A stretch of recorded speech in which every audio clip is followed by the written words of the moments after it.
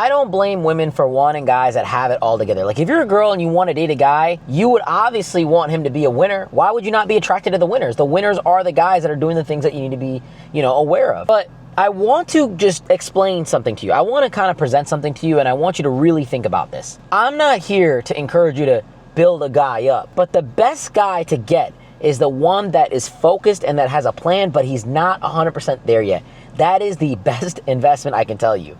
Like, even when it comes to stocks and investing, the companies that you want to get into are the ones that are going to explode, but are not fully there yet. The big blue chip companies that everybody knows about, those are the worst investments in terms of making money. Yeah, they're safe, but they really don't make that much profit because they're not growing that much. They're already established, already there. And if you go to a guy that already has it established, he might hook up with you.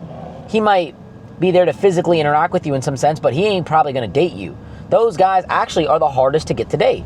When I coach women on dating, I actually tell them to stay away from the multimillionaires because this bracket of men, typically above $2 million in income, they're the hardest to get to settle down. They don't like to settle down. They don't like to have relationships, and they rarely ever get married until it's very later in life, and it's typically to a very young girl. But most girls want a guy around their age that's making really good money, probably more than her dad. It's unrealistic at times, but that's what they want.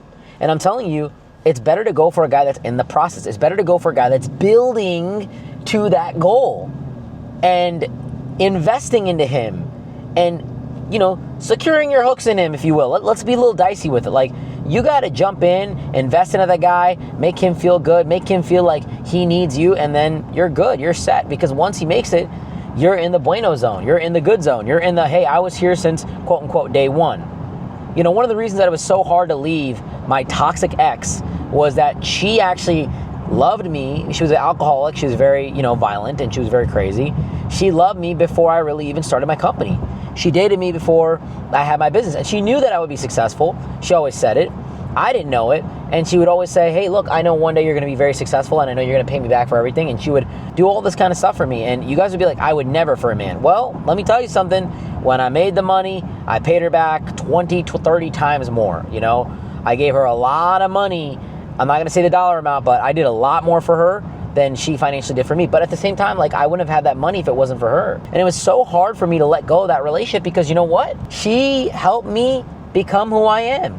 She loved me before I had the money. She loved me before I made anything. And even when I'm talking about making money, I'm not talking about a lot of money. For me at the time, when I was making over $100,000, I thought I was big dog. I thought I was big ball, and I thought I was successful. This is life. I'm the big guy, and I thought I had made it. So I would always think this girl loved me before I made it. She loved me before I was anything, and I'm gonna always keep her close because of all the things that she put into me. But you know what? It didn't work out, but I'm trying to stress to you that it was very hard to let go. When you are someone that is with a guy when he's not necessarily established and stuff, you actually create a very deep psychological commitment and attachment to him, and he actually doesn't want to let you go. Men don't like to let go of the day one girls because our biggest fear is to be used for our money and for our assets and for our resources. Yes, there are some guys out there that do it transactionally and that's all they run, but deep fucking down in their hearts, they want a girl that will love them. They want a girl that will really care about them for who they are. And a lot of women, it's hard to find these days. I'm not gonna take a shot at girls here, but a lot of women want a guy that's successful, that has money,